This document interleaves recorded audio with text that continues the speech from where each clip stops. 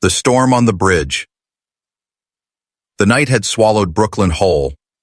Rain slashed sideways across the bridge, sharp as broken glass, driven by a wind that howled like a wounded animal. Street lamps flickered and bent beneath the weight of the storm, their pale yellow glow struggling against the thick fog that rolled in from the East River. It was past midnight, and the city, so often alive with noise, traffic, and light, was drowned in silver-gray shadows. On that bridge, amid the fury of water and wind, a man walked with the weight of 2 lives balanced on his tired shoulders. His name was Liam Carter. Once he had been a firefighter, a man of courage, a man whose very job was to run into burning buildings when everyone else was running out. But tonight he was something else entirely, a struggling single father, soaked to the bone, his calloused hands clutching his sleeping daughter as though she were the only anchor keeping him tethered to this world. Emma was just 2 years old. Her tiny face was hidden against his chest, safe beneath the thick folds of his old coat, the only dry thing he owned. Her hair curled damp against her forehead, her thumb pressed to her lips as she dreamed without fear. She didn't know that her father's heart beat in broken rhythms, that his shirt clung cold and wet to his skin, or that each step he took across that bridge felt heavier than the last.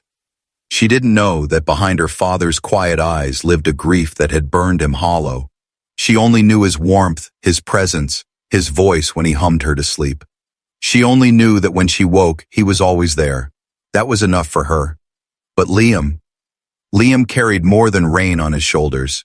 He carried the weight of survival, of failure, of loss, and of a promise he wasn't sure he could keep.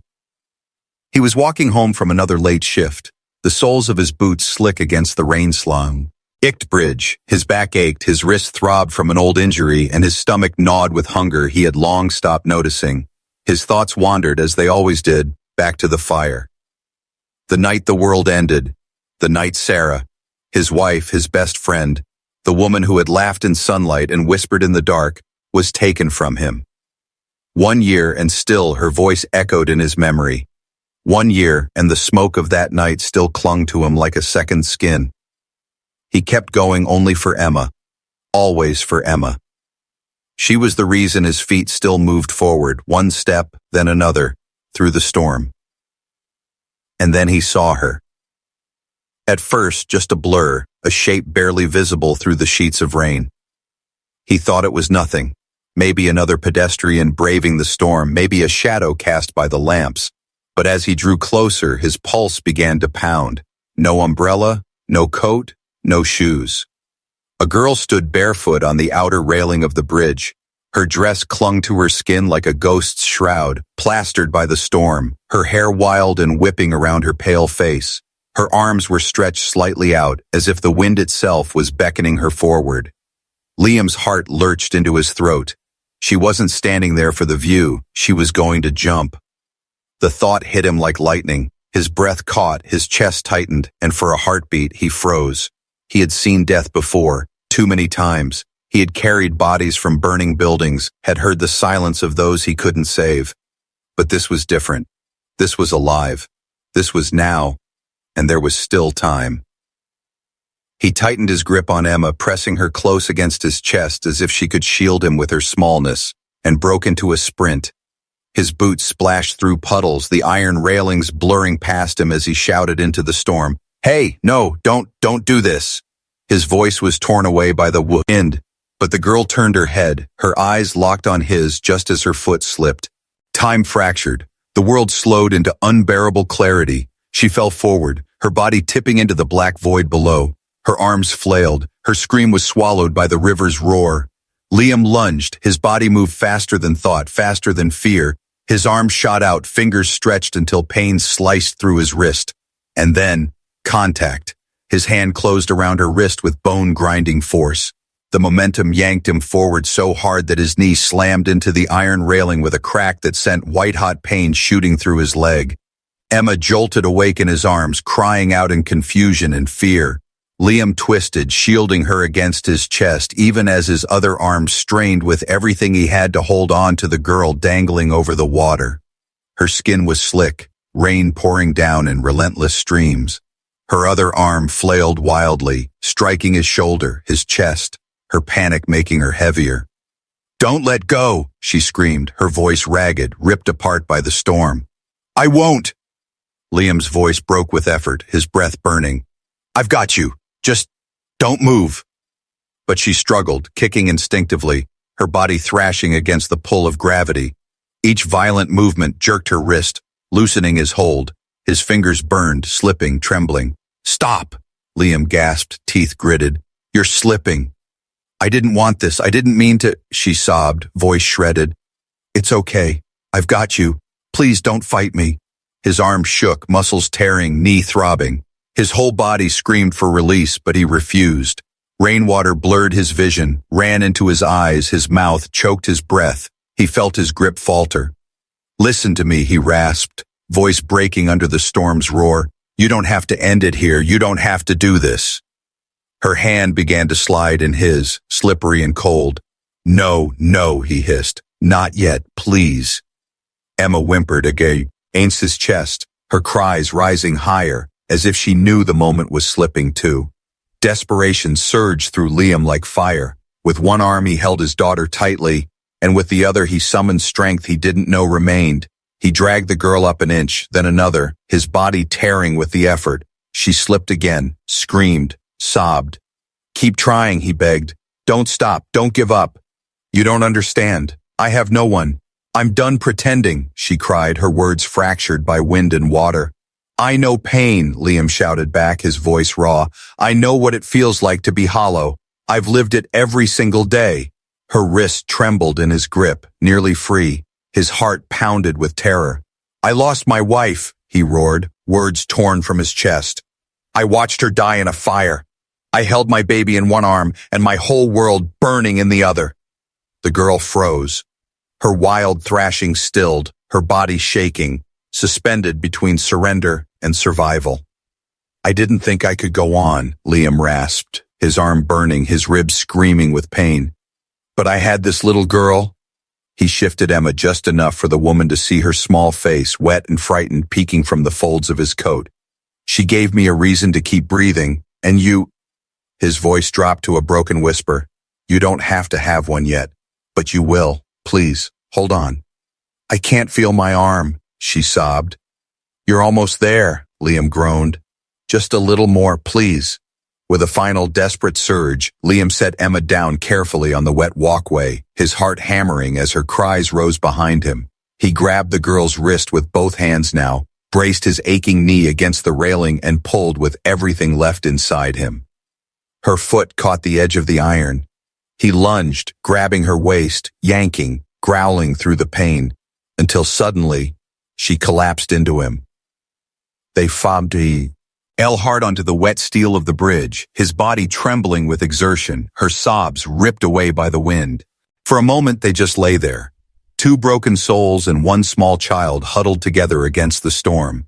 The girl clung to him, shaking so violently he thought her bones would splinter. Her face was buried in his chest, her cries deep and raw, as if torn from the marrow of her soul. Emma crawled into his lap, wet and confused, pressing against him for safety. Liam wrapped his arms around them both, his entire body quaking from cold, pain, and something deeper, the unbearable relief of knowing she was still alive. "You saved me," the girl whispered, her voice hoarse, barely audible over the storm. "No," Liam said softly, his voice raw, his breath uneven. "I just reminded you, you're still worth saving." And for the first time that night, through rain and wind and sorrow, three hearts beat together beneath the storm. Shared wounds. The storm still lingered as they stumbled toward the far end of the Brooklyn Bridge, but its rage had softened. The lightning had faded into distant flashes, and the rain had weakened to a steady drizzle that glistened against the pavement like melted glass. Liam walked slowly, half carrying, half guiding the girl, while Emma clung to his shoulder, her small arms wrapped tight around his neck, her cheek pressed to the side of his face. Every muscle in his body throbbed from the strain of the rescue, but he didn't allow himself to think about the pain. His only thought was to get them somewhere safe, somewhere warm, anywhere away from the edge of that railing that still seemed to hum with the echo of what might have been. They found refuge at a covered bus shelter just beyond the bridge. It wasn't much, just a narrow space with steel benches and graffiti-scrawled glass walls, but to Liam it felt like salvation. He eased the girl down onto the bench, his coat still wrapped around her trembling shoulders. She pulled it tighter, as if afraid. The storm would reach through the glass and steal her away again. Her hair was plastered to her cheeks, her lips pale, her eyes vacant yet flickering with life in a way they hadn't when he first saw her standing on the railing. Emma whimpered quietly against his chest, still shaken, her little breaths hitching with each sob. Liam kissed the top of her head, whispered words meant more for himself than for her, and then looked back at the stranger whose life he had just pulled from the abyss. For long minutes, neither of them spoke. The shelter hummed with silence broken only by the hiss of passing cars and the distant drip of rainwater trickling from the roof. Liam rocked Emma gently, his own clothes soaked through, his body shivering from cold. His knee ached sharply where it had slammed into the railing.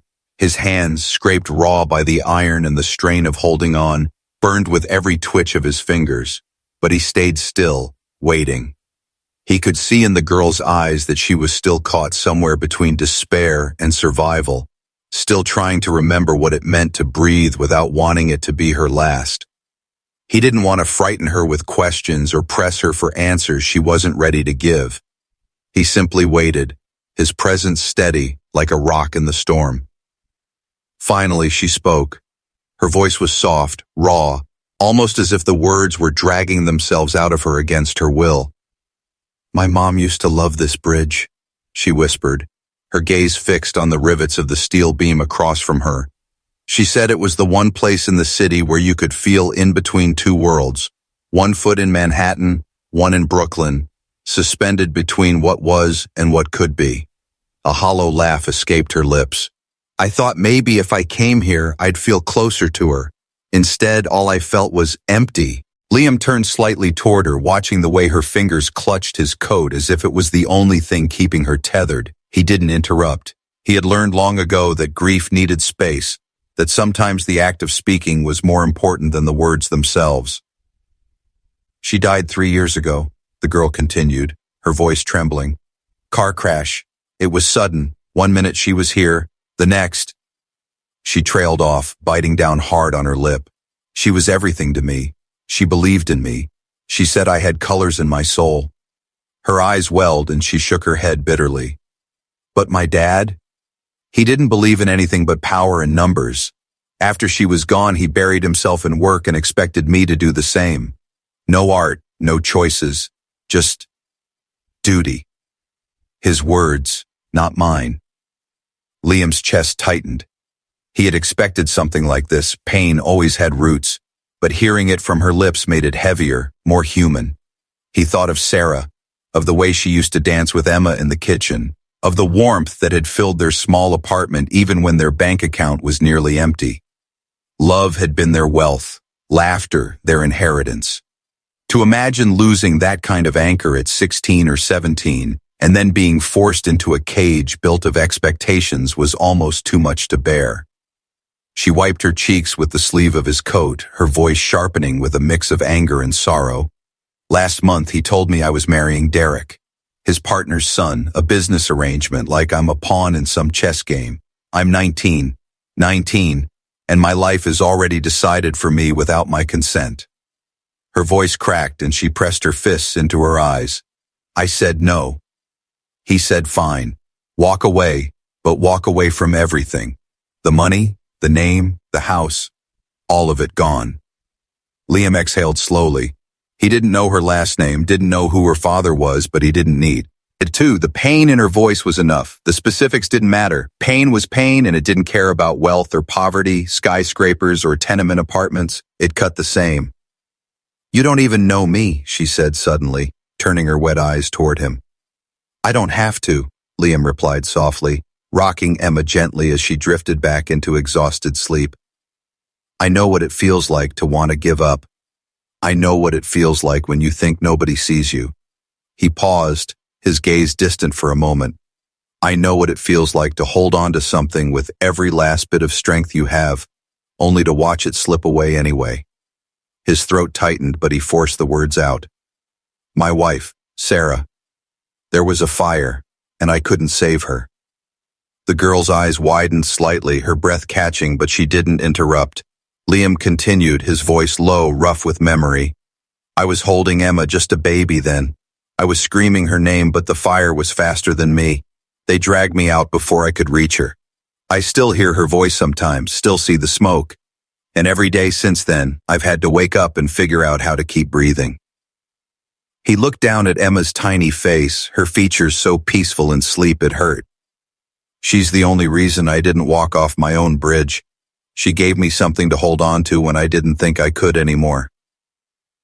For the first time, the girl looked at him not with suspicion or guarded pain, but with recognition. As if some part of her understood that his words weren't meant to fix her, but to let her know she wasn't alone in the storm. Tears slipped silently down her cheeks, mingling with the rain. I feel invisible, she whispered. Everyone keeps telling me I'm lucky because I have everything, but I don't feel lucky. I feel hollow, like none of it belongs to me. You're not invisible, Liam said, his voice steady despite the shiver in his bones. You're here, right now, alive. That counts for something. She gave a shaky laugh, broken but real. You saved me tonight. Liam shook his head, his gaze locked on the blurred lights of the city beyond the glass. No, you saved yourself. I just reminded you it was still possible. Silence settled between them, not heavy this time, but fragile, like the first break in storm clouds where light begins to slip through. Emma stirred, curling closer into her father's chest, her tiny hand brushing against the girl's arm as if instinctively offering comfort. The girl looked down at that small gesture and let out a breath that trembled but didn't collapse. For the first time in a long time, she didn't feel entirely alone. Two worlds collide. The morning after the storm, Liam awoke stiff and aching on the worn couch of his old friend Joe's apartment. Emma was curled up beside him, her little body wrapped in a cocoon of blankets, breathing in soft, steady rhythms. For a moment, Liam forgot about the night before, forgot about the bridge, the rain, the desperate cry of "Don't let go." But then his eyes landed on the folded towel on the coffee table and the empty space where the girl had been. She was gone.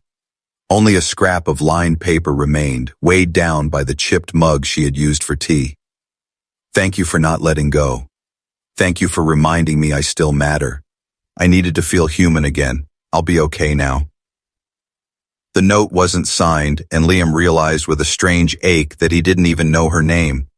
She had entered his life like a storm, a shadow against the rain, and she had left just as quickly, vanishing before the sun had fully risen.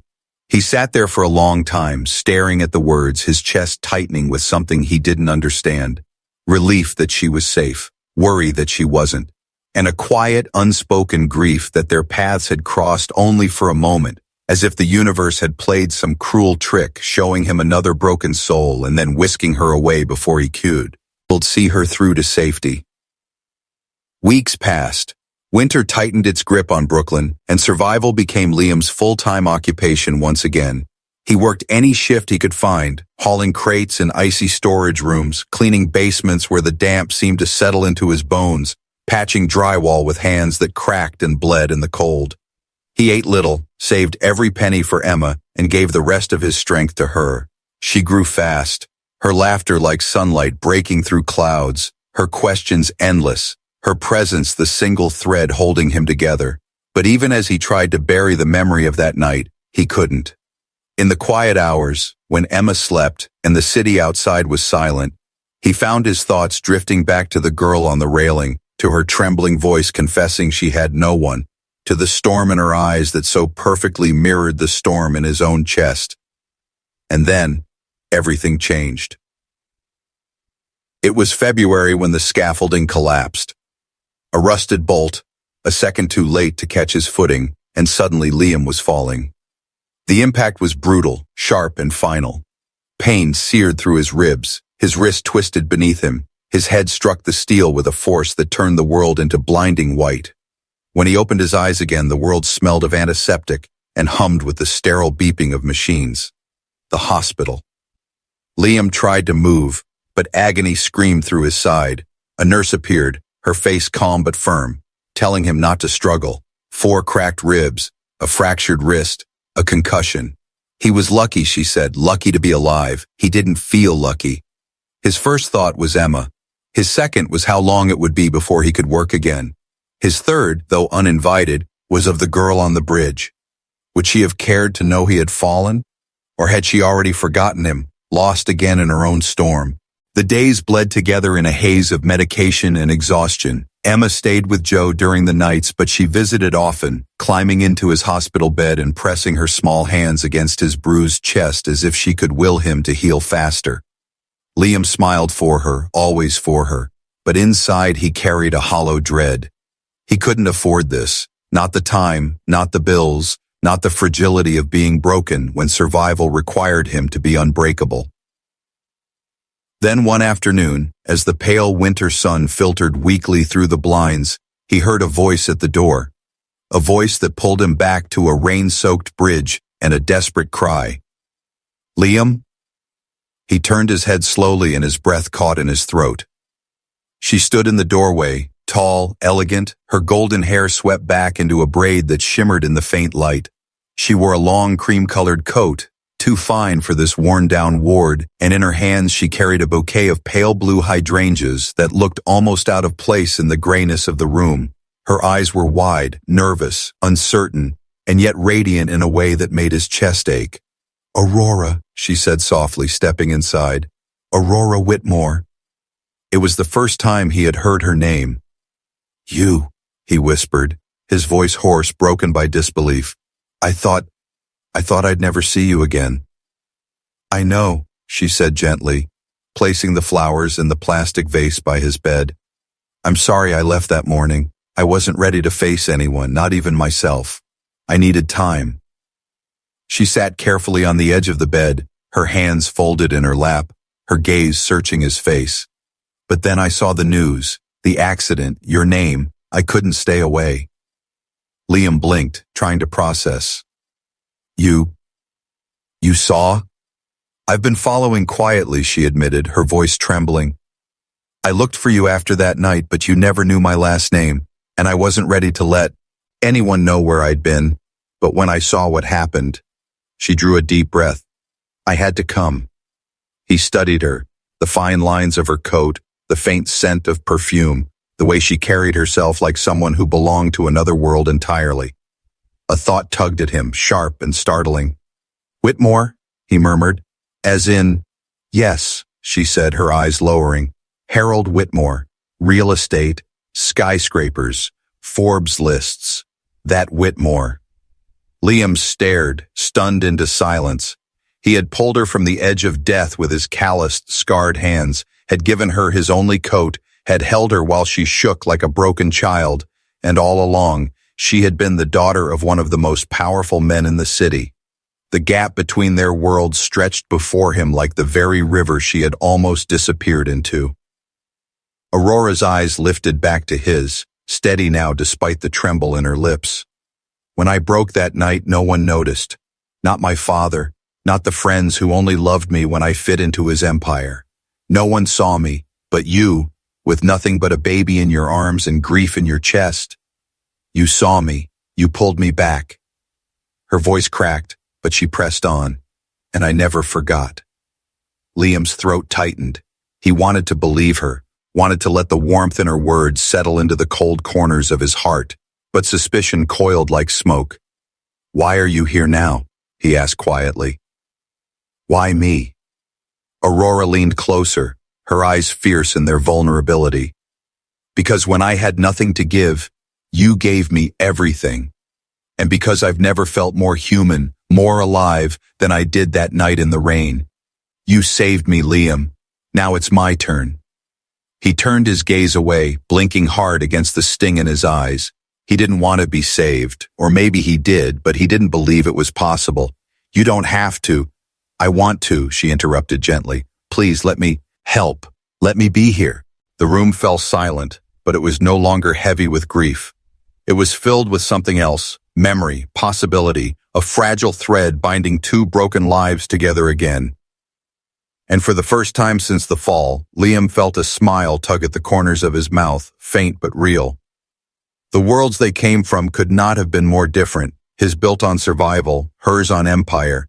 But in that quiet hospital room, with Emma's crayon drawings taped to the walls and the hum of monitors marking time, they began to collide.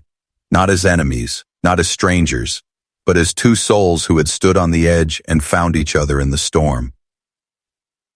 Love in the shadows.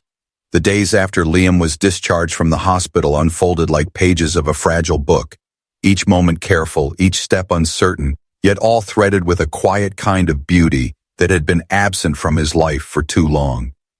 His ribs still ached, his wrist was bound in a splint, and the bruises mottling his skin throbbed with every movement, but he was alive. More than that, he was no longer walking through the storm alone. Aurora came often, slipping into his world not with the extravagance of her family name, but with the humility of someone trying to earn her place, one gesture at a time. She brought groceries, nothing fancy, just bread, milk, soup, and sometimes fruit she said Emma should have for vitamins. She swept the floor when Liam's injuries left him wincing, folded laundry with a quiet grace, and entertained Emma with paints and crayons, teaching her to mix colors in ways that left the little girl squealing with delight. Liam watched these moments from his corner of the room, his guarded heart both terrified and warmed by what he saw. Aurora sitting cross-legged on the floor, her expensive clothes traded for jeans and a sweater, hair pulled back loosely as she let Emma cover her hands with paint, giggling at the ideas. It was a picture so ordinary, so human, that it struck Liam harder than any declaration of gratitude ever could. He had not expected her to stay. People didn't stay, not for him. Friends had drifted away after Sarah's death, unable to endure the depth of his grief. Workmates offered condolences and then avoided his eyes. Even family called less and less, their lives too busy, too detached. But Aurora stayed. She sat in silence when silence was needed, spoke softly when words mattered, and never demanded more than he could give. It unsettled him, this presence he hadn't asked for, but slowly he began to realize that sometimes the best gifts were the ones that arrived without asking. Emma too adored her. The little girl climbed onto Aurora's lap as if she had always belonged there, tugged her hair playfully, and insisted she read her favorite book over and over until Aurora knew the lines by heart.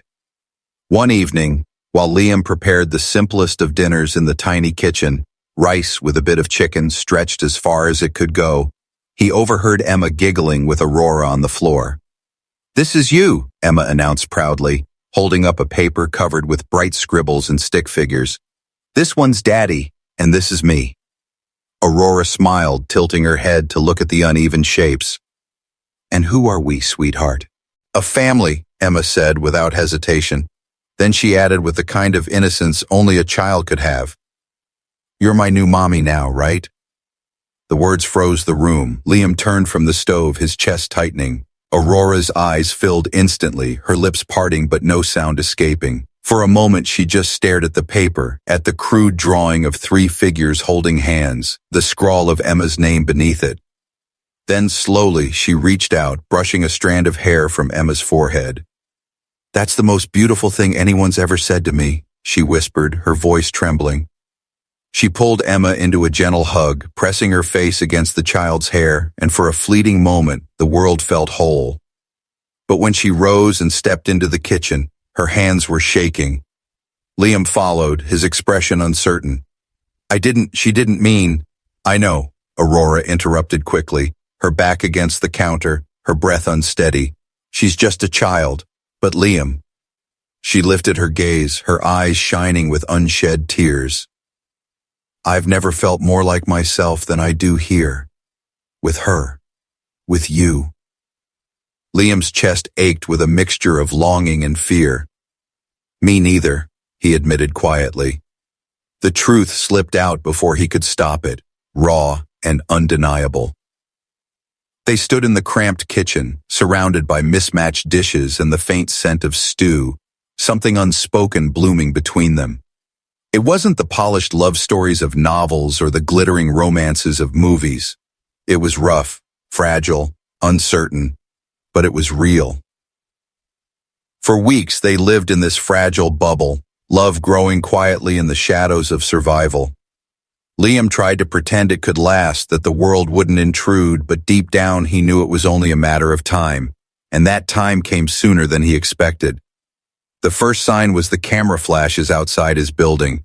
At first he thought it was a coincidence, some unrelated street commotion. But when he saw the headline the next morning, he understood the storm was no longer weather. It was people. Heiress Aurora Whitmore, found living with single father in Brooklyn. The tabloids exploded. Gossip blogs ran stories dissecting every detail of their lives.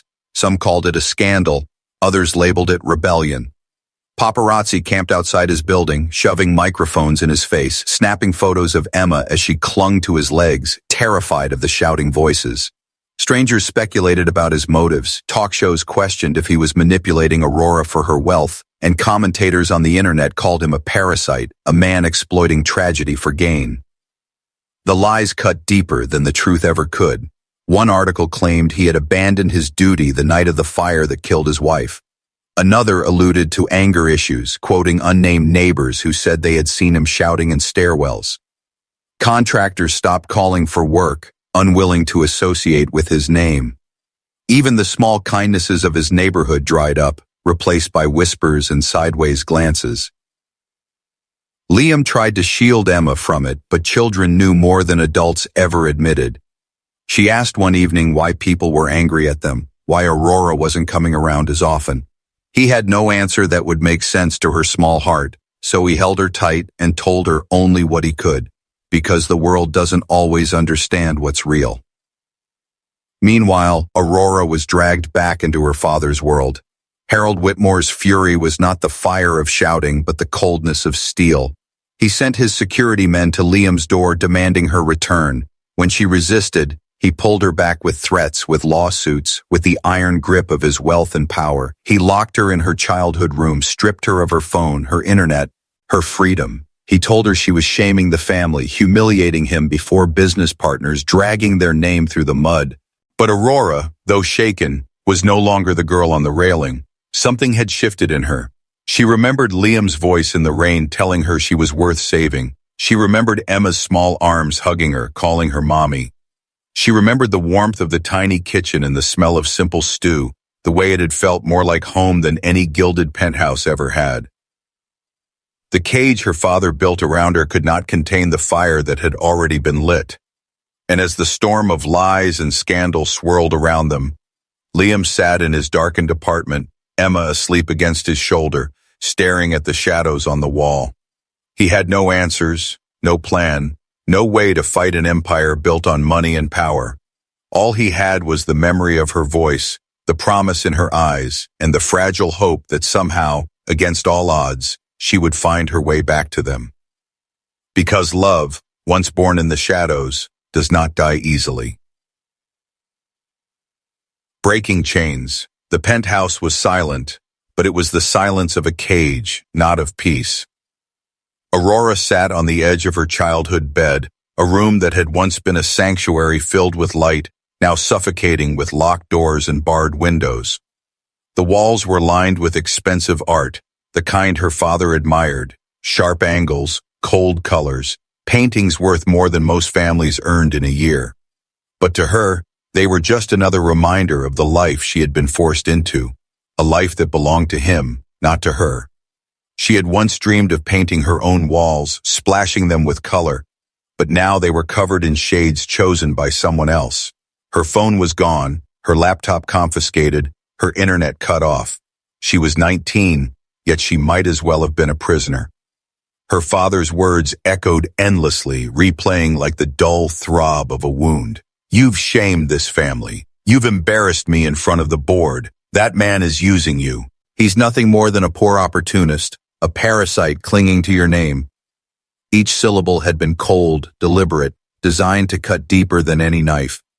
He didn't shout, not often. Shouting was for men who lost control. Harold Whitmore controlled everything, his voice, his empire, his daughter, or so he thought.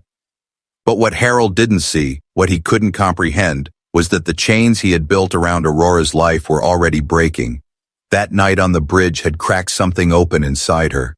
Liam's voice in the rain, Emma's small arms around her, the taste of simple tea in a chipped mug, the sound of laughter in a cramped kitchen. All of it had shown her what it meant to feel alive, to feel human. And once you've tasted freedom, once you've felt love without condition, you cannot go back to a gilded cage, no matter how high the walls.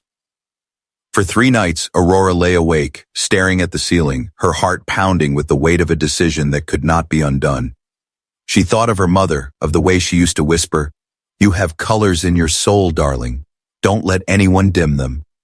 She thought of Liam, bent but unbroken, holding on to her in the storm when she wanted to let go. She thought of Emma, with her big eyes and small voice asking, "You're my new mommy now, right?" And with each thought, the choice became clearer. On the 4th night, when the city was drenched again in rain, Aurora moved. She slipped into jeans and a hoodie, tied her hair back, and took the emergency stairwell, her heart hammering in her chest. The guards were stationed at the elevators, not the stairs. They never imagined she would run. She walked quickly, steadily, until she reached the street. The rain soaked her instantly, but she didn't care. She disappeared into the night, each step further from her father's empire and closer to the life she had chosen for herself. Liam was dozing in a chair, Emma asleep in his lap, when the knock came at the door. He stirred, blinking groggily, his ribs aching as he shifted Emma gently onto the couch. The knock came again, firm, urgent. His chest tightened. The paparazzi had been relentless lately. He rose slowly, bracing himself for another confrontation, another camera shoved in his face. But when he opened the door, the breath was knocked from his lungs. Aurora stood there, drenched, her hoodie clinging to her, her jeans streaked with rain and city grime. Her chest rose and fell with exhaustion, but her eyes burned with something unshakable. She dropped a small backpack to the floor and looked at him with a steadiness that silenced every word he might have spoken. "If you'll still have me," she whispered, her voice trembling but resolute, "I'm here. And if I have to give up everything, money, name, security, to live a real life, one with truth and love and choice, then I will. I already have." Liam stared at her, speechless, the storm outside reflected in his own heart. He had imagined this moment 1,000 times in restless dreams, but never like this, never so raw, so stripped of pretense. She wasn't the girl on the bridge anymore, or the heiress in silk. She was simply Aurora. "I walked away from the inheritance," she said, her voice steady now, each word hammering against the silence. "From the family name, from all of it. But I refuse to walk away from you, or from her." Her gaze flicked toward the couch where Emma stirred faintly, rubbing her eyes, her small voice breaking the tension with innocence. "Aurora?" she mumbled, her face lighting up as she saw her. "You came back." Aurora's face crumpled, tears spilling freely as she stepped forward and knelt beside the couch. "I did," she whispered, kissing Emma's forehead. "I came back. I'll always come back." Liam stood frozen, his kikoen held tight, his throat clogged with unspoken words. He wanted to tell her she was reckless, that she had no idea what she was giving up, that his world was too small and too broken for her. But when she turned her face to his, eyes shining with a love that needed no explanation, the words died on his lips. He simply stepped aside, allowing her into his home, into his life, into the fragile space where hope had dared to bloom. The days that followed were not easy. Aurora had cut herself off from wealth, from comfort, from everything she had known. She found work at a small cafe near Williamsburg, pulling long shifts behind the counter, learning to steam milk, to scrub floors, to deal with customers who didn't know her name and didn't care. Her hands, once soft, became red and chapped. Her feet ached at the end of every day, but she smiled more than she ever had in her father's world. She smiled because she was free. Liam, though still healing, returned to part-time construction work. Together they mapped out a dream, a small cafe of their own, something built not on money inherited but on effort shared. Aurora painted the walls with her own hands, splattering colors across plaster until the space seemed to breathe with warmth. Liam rebuilt the counters from reclaimed wood, sanding and staining each piece with quiet pride. Emma, toddling around with her crayons, announced the cafe's name before either of them had thought of one. second chances. When the doors opened, there was no press, no grand unveiling, just neighbors, friends, and the smell of cinnamon drifting into the street. And yet the place felt alive, like a heartbeat echoing from the walls.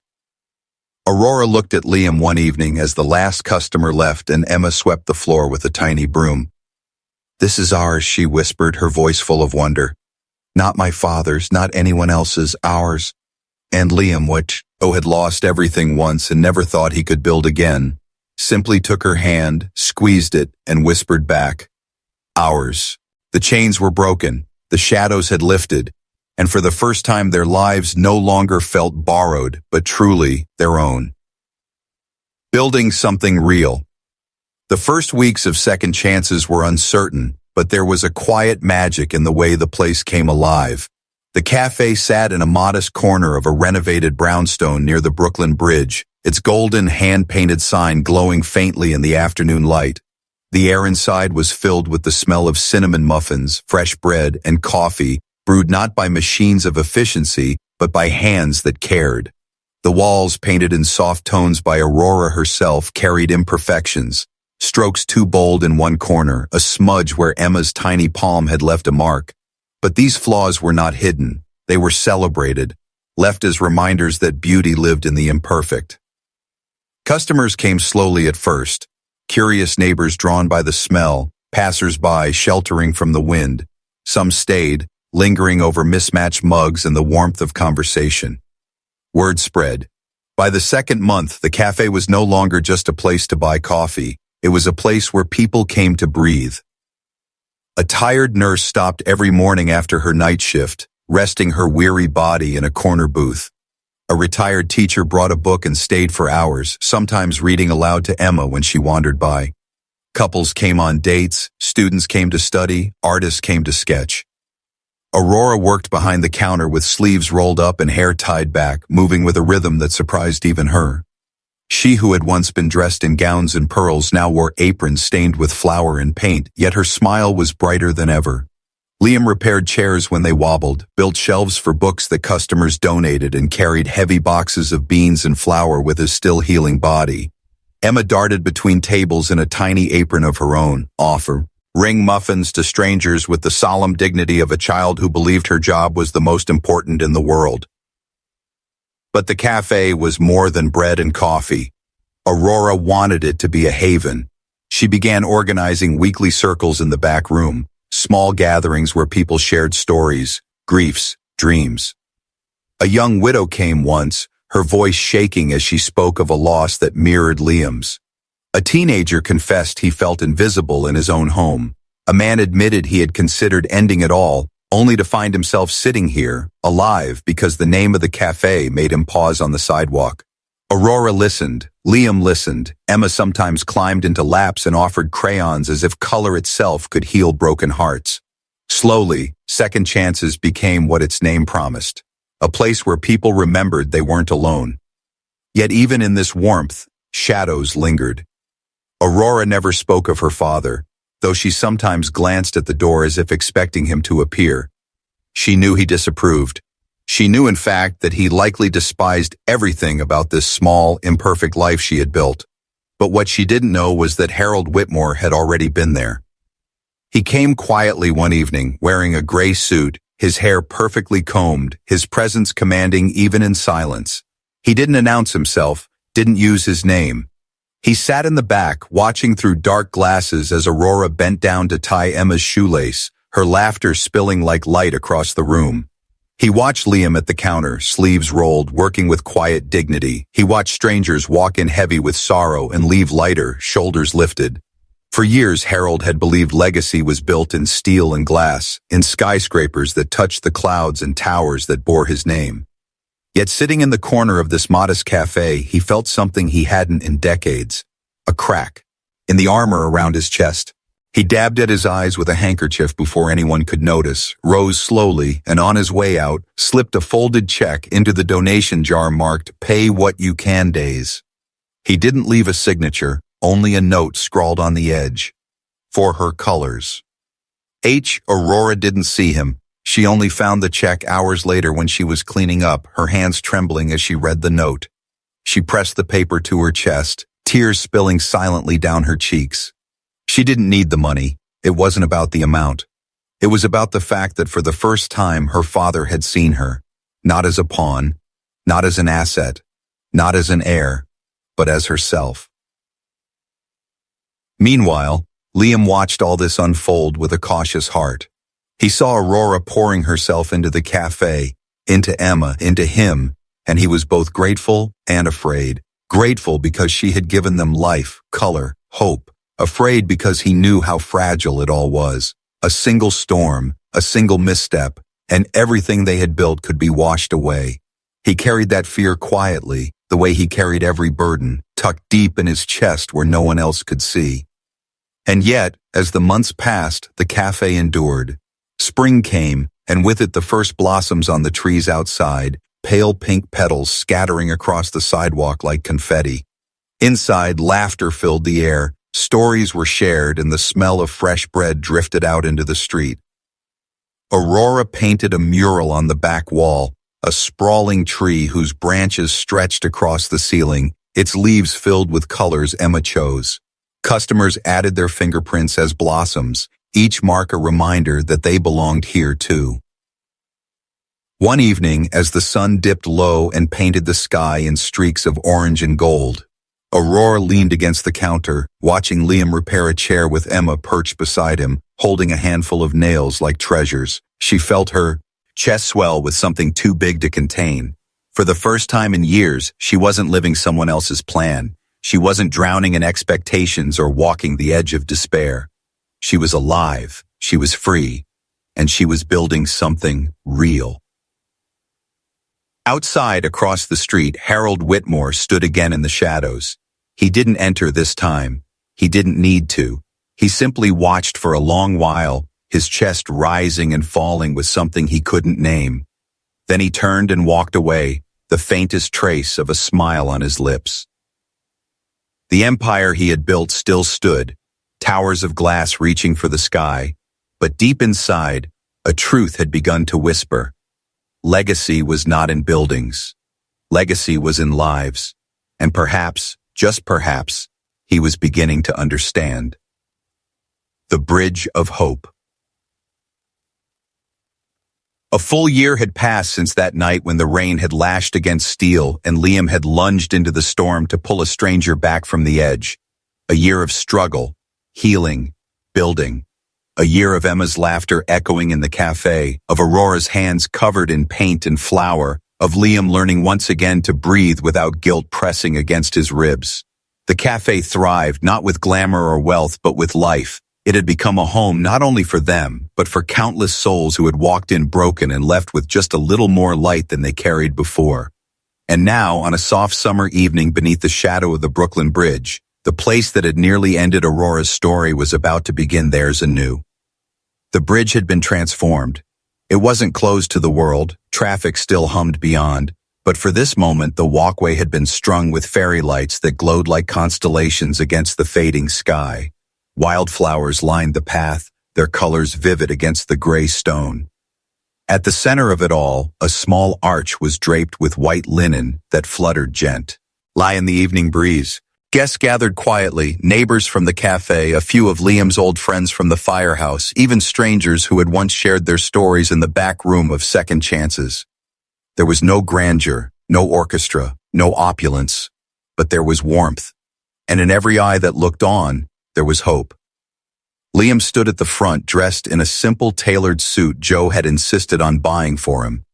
His ribs had healed, though the scars lingered, reminders of a life that had taken more than its fair share. His hands were steady now as they clasped in front of him, his eyes fixed on the walkway ahead. For all his strength, for all the fires he had once fought, his chest pounded with nervous anticipation. Because this was not about survival, this was about love. Emma skipped down the aisle first, her small white dress fluttering around her knees, a crown of flowers slipping slightly in her curls. She clutched a tiny bouquet of daisies, grinning as she walked, her joy so infectious the entire crowd chuckled softly. "Daddy, look," she called, holding the flowers high. Liam smiled, his eyes blurring. She had no idea how much she had saved him, not just once, but every single day. and then Aurora appeared. She wore no jewels, no heavy gowns stitched with wealth. Her dress was simple, flowing white fabric that danced with the breeze, bare feet carrying her softly forward. Her hair, loose around her shoulders, caught the fading sunlight until it shimmered like gold. She walked slowly, her eyes fixed on Liam, and in that moment the world around them blurred. There was only her, only him, only the truth they had fought so hard to reach. Each step carried a memory. The storm on the bridge, the chipped teacups, Emma's first declaration of mommy, the cafe's laughter, the scars of both pain and healing. By the time she reached him, both were already weeping. The officiant spoke to imply, his voice calm, letting the weight of the moment breathe. Here, where despair once threatened to end a life, hope now begins anew. Liam Carter and Aurora Whitmore, you stand not only before each other but before all who have watched your journey. This is not just a union of two souls, but of second chances. They exchanged vows not written in polished prose but spoken from the heart. Liam's voice shook as he said, I lost everything once. I thought life had nothing left to give me. But then you appeared, broken but alive, and somehow you reminded me that I was still worth saving too. I promised to stand beside you, not just in sunlight, but in storms. Always. Aurora's voice trembled, yet every word carried strength. I was raised to believe love was weakness. That duty was my only worth. But then you gave me your coat when you had nothing else to give. You and Emma showed me that love isn't weakness. It's the only thing that makes us strong. I promise to choose you every day, no matter how hard, no matter how simple, because you are my home. Emma squeezed between them then, tugging at their hands, making the crowd laugh softly through their tears. Say the thing, she demanded. Say you're married now. The officiant chuckled. By the power vested in me, I now pronounce you husband and wife. Liam kissed Aurora, slow and tender, with all the weight of storms survived and all the promise of skies yet to clear. Cheers rose, soft and genuine, but the loudest sound was Emma clapping wildly, shouting, We're a family now, for real! After the ceremony, guests gathered back at the cafe. The lights glowed warm against the darkening street, music drifted through the air, and the scent of cinnamon and coffee mixed with the laughter of friends. Aurora danced barefoot with Emma in her arms. Liam stood watching, his chest so full he thought it might break. And then, as the night waned, a gray-haired man entered quietly, Harold Whitmore. His steps were slower now, his shoulders not as square, but his presence still filled the room. The laughter dimmed as eyes turned, waiting for conflict. But Harold simply moved forward, a small package in his hand. He knelt before Emma, offering it to her. She tore the wrapping eagerly, revealing a book. On the cover, in gold letters, was the title, Second Chances. Inside, in careful handwriting, was her name. For Emma, who reminded us all that families can begin again. Aurora's breath caught. Dad. Harold rose, his eyes glassy. I thought legacy was about buildings, he said quietly. But it's this. What you've built here, this love, this hope. That's what lasts. He placed a trembling hand on her cheek. I'm proud of you. You don't need to become anything else, you already are. Tears fell freely as Aurora embraced him, forgiveness flowing, not because words erased the past, but because love had finally found a way through the cracks. That night, when the last guest had gone, Liam, Aurora, and Emma sat outside the cafe. The bridge loomed in the distance, lit against the skyline, its steel beams no longer symbols of despair, but of survival, of beginnings, of hope. Aurora leaned against Liam, her hand clasped in his. Emma curled in his lap, clutching her book like treasure. If you hadn't stopped me, Aurora whispered, her eyes fixed on the bridge. If you hadn't believed me, Liam replied softly, I wouldn't be here either. Emma lifted her head sleepily, pointing toward the skyline. I love this bridge, she said with a drowsy smile. I'm going to tell everyone it's the Bridge of Hope. They laughed quietly, not because it was funny, but because it was true. Some places are remembered for endings, but others live forever as the place where something new begins. The Oakland Bridge, once the backdrop of despair, now stood eternal as a monument to love without condition, to second chances, and to the courage to keep living even when the storm tries to pull you under. And as the lights of the bridge shimmered across the water, Liam Carter, Aurora Whitmore, and little Emma knew with certainty that they had found their forever, not in wealth or power or perfection, but in the quiet, unshakable strength of family.